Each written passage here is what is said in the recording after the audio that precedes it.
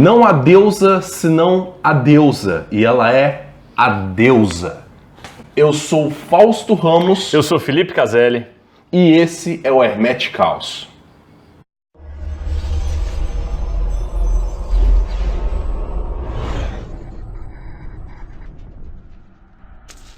Você já conversou com Zeus? Com Zeus, não. Com quem você já conversou? Já conversei... É pra listar? Pode listar, cara, pode listar. Putz, já conversei com... Do panteão grego, já conversei com Hades, e eventualmente, óbvio, com sua consorte, né? Perséfone. Já conversei com Atena, já conversei com Apolo, com Dionísio, já conversei com Eris, por favor. Lá no panteão nórdico, Thor e Odin estão sempre comigo nos últimos tempos. Lá no panteão hindu, com Shiva, Lakshmi e Ganesha. Maneiro. Afinal de contas, eu venero um deus com cabeça de elefante. Sim.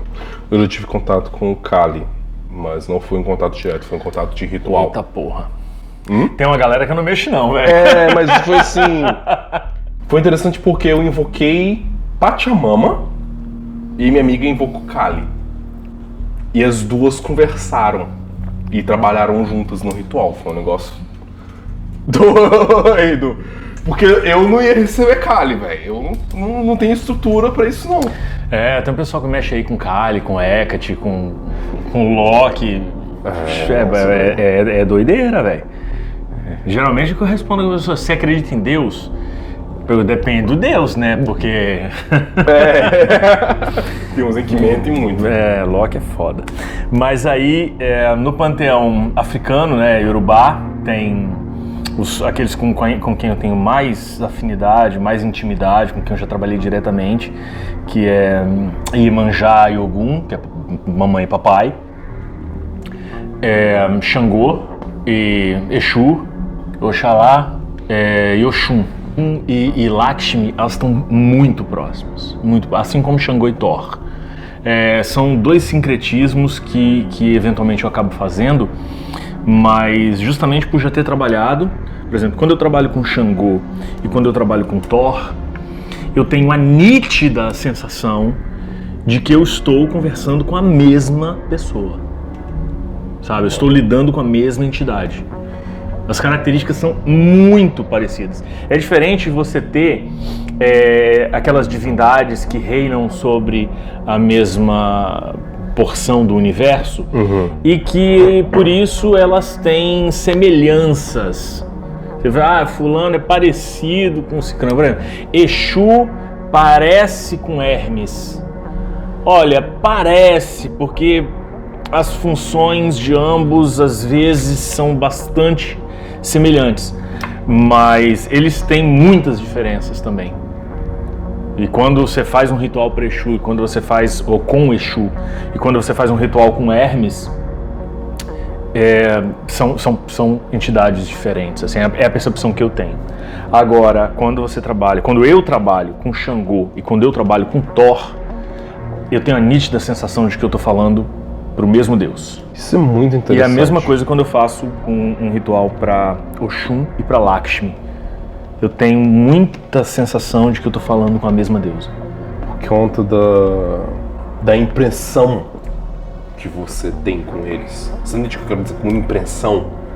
A impressão que você sente com o contato com esses diferentes deuses te transmitem uma mesma assinatura energética, por assim dizer. Por aí. Como se fosse a mesma vibração, a mesma frequência, sabe? Sim. E, poxa vida, é interessante. Isso é um tópico muito interessante para se abordar e se conversar. O que é que distingue, o que aproxima essas diferentes forças de locais geográficos diferentes? O que é um deus para começo de conversa? Eu vou gravar um programa sobre deuses. Primeira coisa que o pessoal vai perguntar: deuses existem? Não é? Tem uma coisa muito engraçada que eu falo com os meus alunos, Porque tem gente que acha que eu sou ateu na faculdade. Aí eu falo assim, galera, vocês são muito mais ateus do que eu. Aí todo mundo fica assim, como? Fala assim, presta atenção numa coisa, o que significa ateu? A, prefixo de negação, e teu, Deus. Né? Então, ateu significa sem Deus. Então, quanto menos Deus, mais ateu. Não é a lógica? Sim. Aí eu falo, em quantos deuses vocês acreditam? Geralmente todo mundo cristão, né? Acreditamos em um Deus. Pois é, eu acredito em vários. Vocês são muito mais ateus do que eu, tenho muito mais Deus. Você é muito mais teísta do que eles. Eu já não sei responder essa pergunta, cara. Você fala assim, você acredita em Deus? Cara, hoje pode ser que sim, amanhã eu não sei. Eu não sei, cara. E qual Deus? Eu não sei. Quantos deuses eu acredito? Também não sei, cara. Quantos deuses eu posso acreditar? Não sei. Por que eu falo tanto não sei pra isso? Eu vou dizer, antes de falar de Deus, eu vou falar de um pequeno comentário sobre uma perspectiva minha a respeito de questões mágicas, místicas, físicas, científicas e um pouco dessas coisas. É bem breve. Uma vez eu vi pesquisa, e eu tô até hoje procurando de novo a respeito disso para ler mais, sobre uma pesquisa de uma espécie de um hormônio, uma substância que o nosso cérebro produz, que alguns cientistas estavam começando a talvez inferir que seria uma substância que propiciaria a nós a capacidade de ter experiências místicas, de ter sensações de experiências místicas.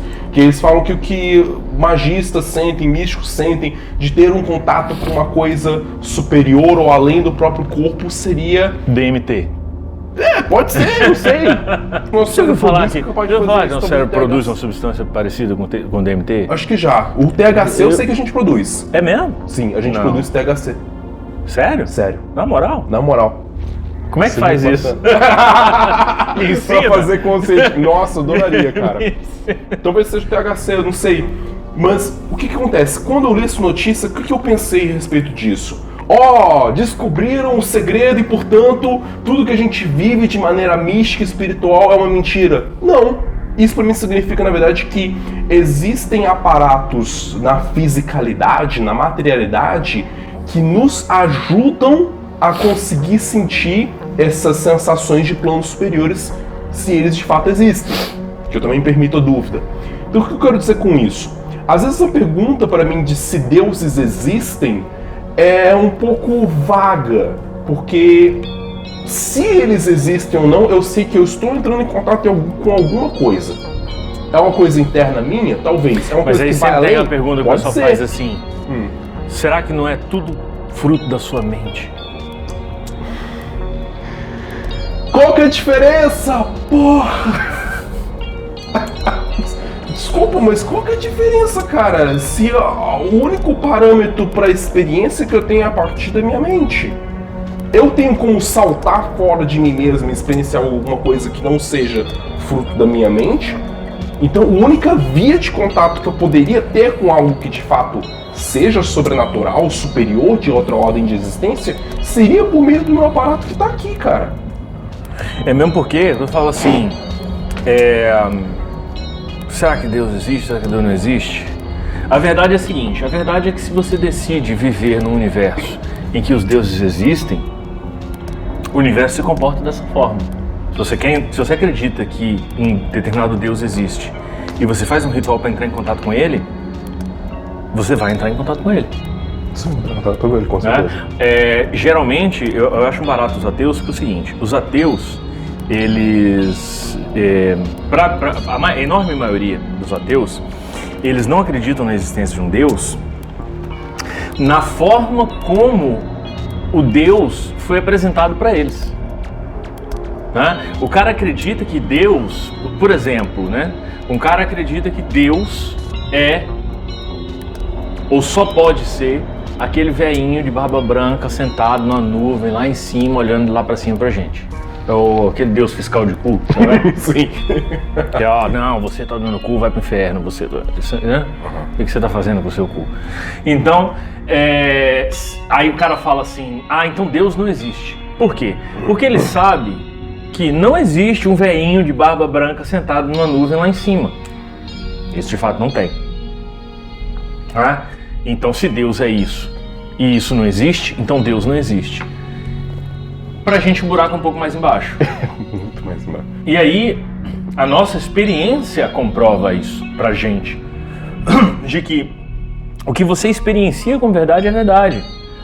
Se você quer viver num mundo em que deuses existem, você vai se comportar como se deuses existissem e eles vão existir e vão atuar na sua vida. E você vai colher resultados que são frutos da intervenção de divindades na sua realidade.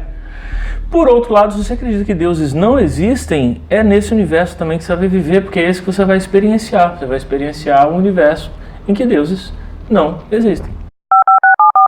Tem uma coisinha chamada psicologia junguiana, que a gente é muito adepto dela. Carl Gustav Jung estudou muito a respeito do que ele chamou de arquétipos. E eu vou explicar bem por que esse tema é tão importante, até mesmo para se falar de deuses. Jung percebeu que o ser humano, no sentido mais primordial, ele tinha uma experiência, uma vivência mística muito mais rica do que nós vivemos hoje na nossa modernidade. E existe, sim, a interferência do que a gente chama de razão, racionalidade. Às vezes, existem muitas barreiras sendo criadas na nossa consciência para a gente perceber e sentir certas coisas a partir da nossa racionalidade, que duvida de tudo. Então, o homem primordial, ele não duvidava tanto do que ele experienciava. Para um homem mais primordial, se ele escutasse alguma coisa no vento, se ele tivesse alguma visão, uma alucinação de alguma coisa na floresta, ele não se sentia aterrorizado por isso como uma pessoa moderna sente. Porque era-se uma coisa aceitável. A árvore falou comigo, o rio falou comigo, o vento falou comigo, e toca o bonde.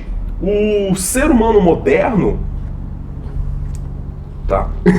O ser humano moderno tem muito essa coisa de, se ele tem uma visão, se ele tem uma espécie de clarevidência, ele logo acha que ele tem que ir ser internado e ir pro hospício porque ele tá ficando louco. E o homem primordial não tinha isso. O que o ser humano primordial tinha muito era o que se chamava de perda da alma. É a experiência de se sentir dissociado de si mesmo, de ter perdido alguma coisa que era essencial nele, que era a sua identidade. E quando se experienciava essa dissociação interna, essa perda da alma, muitas vezes esse homem primordial ele reencontrava esse fragmento da consciência dele, que ele sente que ele perdeu, em alguma coisa externa. É assim que rolava uma identificação, ou às vezes uma pessoa se sentir perdida e de repente ela reencontra uma parte dela projetada numa árvore, projetada num lago, projetada num animal, projetada numa montanha. É assim que começa a surgir esse vínculo místico interno e com relações a objetos externos. Reencontra a sua alma num trovão, encontra nas nuvens, reencontra no céu e passa a ter esse vínculo afetivo, pessoal, intrínseco com esse elemento que é da natureza. Então, muitas das crenças, a gente sabe disso, muitos dos deuses que a gente tem surgiram de experiências assim, e que era uma coisa que foi sendo levada e foi sendo aprofundada. Então por isso que eu falo que quantos deuses eu acredito? Eu não sei, porque eu posso encontrar um deus novo ali na esquina. Eu posso perder um fragmento de mim mesmo e reencontrar esse fragmento em uma coisa externa. Reencontrar num sonho, reencontrar num livro, reencontrar onde quer que seja. É porque o grande barato é que a... Tô bem exaltado hoje. Tô vendo, eu tô aqui até... só assistindo a palestrinha. Inclusive, o que eu estava pensando com relação a isso que você falou? O ser humano tem essa experiência de incompletude. Né? Uhum. A gente tem como constituinte da nossa estrutura psíquica esse desejo que é sempre fruto de uma ausência, né? De uma falta, de algo que que se encontra para além de nós mesmos. E isso que se encontra para além do indivíduo aponta então sempre para a transcendência. A transcendência é aquilo que está para além daquilo que é possível experienciar diretamente. Então, a divindade de alguma forma sempre se mostra na imanência. Porque você tem a divindade totalmente transcendente, ela é uma descoberta relativamente recente na história da humanidade, né? E essa total transcendência, ela é impossível de se experienciar. Mesmo que você ainda aposte que a divindade é totalmente transcendente, você ainda precisa experienciá-la através de algum objeto sagrado. Para isso que servem os ritos. Mas o aparato da fiscalidade que eu dou. Exatamente. E aí, qual que é o grande lance? O grande lance é que essa estrutura de falta, essa estrutura de desejo, o ser humano não consegue sobrepujar isso através da razão. Né? A racionalidade humana não é capaz de tapar esse buraco da ausência que produz o desejo. Então, por isso que pessoas como Jung e como Mircea Eliade vão dizer que a experiência religiosa ela é intrínseca à constituição psicológica humana, porque a experiência religiosa, a experiência com os deuses e com o sagrado, é o único tipo de experiência que é capaz de atribuir sentido à existência humana, né? A sentido das experiências, das vivências que a gente tem no nosso cotidiano. E um parênteses sobre isso também. Não importa se você é ateu, você também tem experiências religiosas. Você também tem experiências que atendem a uma função religiosa. E isso tem muita relação com o que a gente discute muito sobre deuses, até mesmo com as histórias, as narrativas que a gente consome. Agora a gente vai voltar pro Joseph Campbell. Joseph Campbell fala sobre essa questão das histórias atuais serem os novos mitos, porque muitas vezes eles atendem pra gente a função que teriam as narrativas religiosas, mitológicas do passado, que é trazer uma narrativa que dê sentido ao mundo, que dê sentido à nossa vida, com uma luminescência, com um teor mais afetivo, que a gente se envolva emocionalmente, sentimentalmente, afetivamente com aquilo, porque a razão é desprovida disso na maior parte das vezes. E essas histórias vão auxiliar na estruturação da nossa psique, porque elas condicionam a forma como nós experienciamos a realidade. Então é muito doido, porque assim, o discurso científico, ele geralmente não tem nada a dizer sobre a nossa experiência da realidade, né? Porque você pode falar assim, o que é a visão? Aí se você pega um discurso científico, você diz, a visão é uma capacidade do olho de perceber um comprimento de onda, né, dos fótons, que quando refletem num objeto material, eles então batem aqui no objeto e vem para o seu olho aquela frequência, aquele comprimento de onda que é recepcionado pela sua retina, pelo nervo óptico, não sei o quê. O que isso tudo aqui que eu estou falando tem a dizer a respeito da experiência do ver? Eu não vejo comprimento de onda, eu vejo o objeto. Então, quando eu estou olhando para esse livro, por exemplo, e você me pergunta assim, o que você está vendo?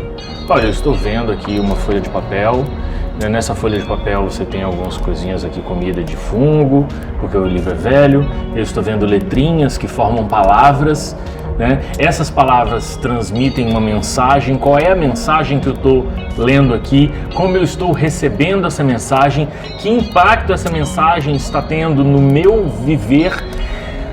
E eu posso ficar o dia inteiro falando sobre a minha experiência de estar olhando para essa página nesse momento. E esse discurso transcende qualquer perspectiva de racionalidade. Um momento. Tá vendo a capa desse livro aqui? O que você tá vendo na capa desse livro? Ah, você tá vendo um conjunto de mãos? Você está enganado, sabe por quê? O que tem aqui não tem nenhuma mão nesse livro. Isso daqui é uma capa dura, ó, feita de papel. O que você tem é pigmento, é químico que está aqui nessa capa e que ele está fracionado em vários pequenos pontos e que você tem a ilusão de ver mãos. Não tem nenhuma mão na capa desse livro, é só pigmento de tinta. Você nem tá vendo a capa do livro, você tá olhando pra tela do seu computador, do seu celular. Motherfucker.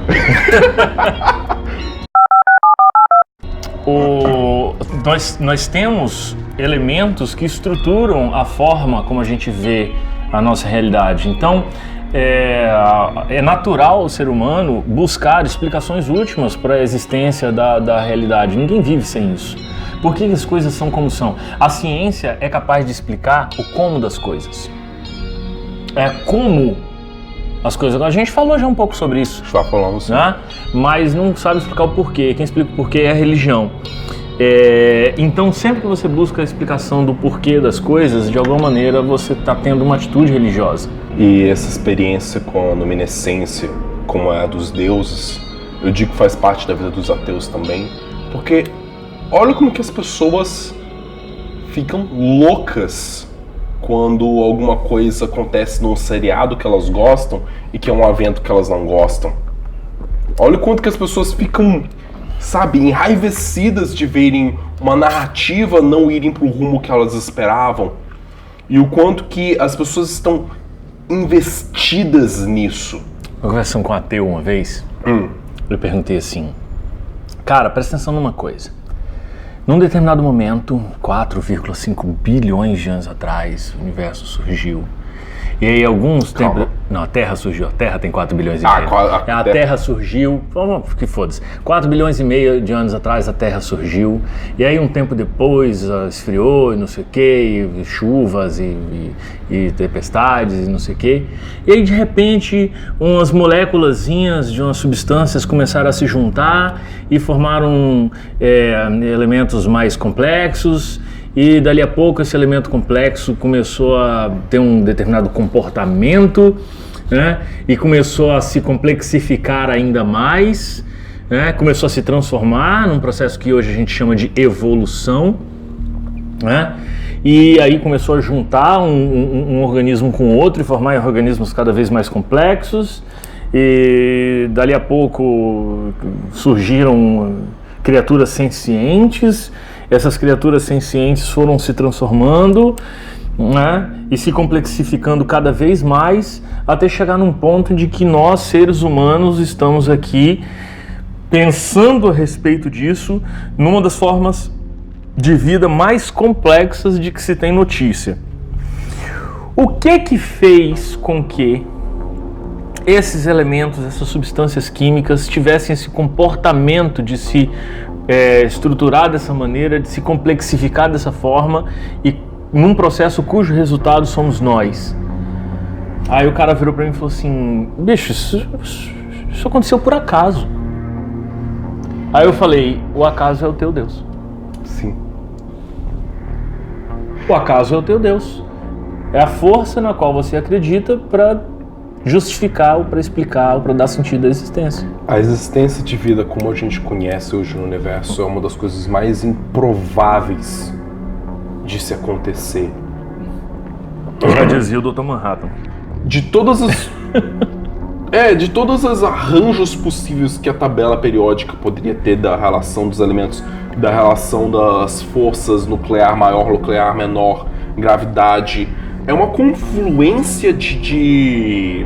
É claro que é muito fácil a gente também falar, já posto o estado em que a vida está e se deu, e refletir sobre o quão é improvável ela ter chegado até onde ela chegou. Porque a gente consegue imaginar todas as outras trilhões de possibilidades onde a vida não seria possível no universo. E essas possibilidades estão acontecendo. Né? Tanto é que num sistema solar de 8 planetas... Plutão voltou a ser planeta? Não. Então são 8 planetas. Então no sistema solar de 8 planetas só tem um que apresenta essas condições, né? E mesmo em galáxias mais próximas da gente aqui, a gente até agora não detectou nenhum... Acho que tem um planeta a 20 anos-luz da Terra que eles acham que talvez tem chance. Mas não é uma coisa garantida. A gente não sabe. A gente não identificou com certeza, mas assim, mesmo que o planeta tenha as mesmas condições climáticas da Terra, não significa que ele terá vida também, né? Igual a nossa. Sim, exatamente. Enfim. A gente não sabe. Mas eu acho pouquíssimo provável que o fenômeno que tem acontecido na Terra não tenha acontecido em lugar nenhum mais do universo. Eu também acho isso pouco provável, pela vastidão do universo. Então, esteja sempre aberto para a possibilidade de que aquilo que você está considerando verdade possa não ser, e que, na verdade, as coisas possam ser diferentes daquelas nas quais você acredita. Esteja aberto e disposto a mudar de opinião a partir de receber novas informações diferentes do que você conhecia. Muito obrigado. Nem espere essas informações chegar, né? Vá atrás de novas informações. Vá atrás. Certo? Certo. Então, se inscreva no canal se você não se inscreveu, dê uma curtida, deixe um comentário falando se a gente devaneou demais nesse vídeo, se a gente deveria de moderar no álcool. E até mais, pessoal. Valeu.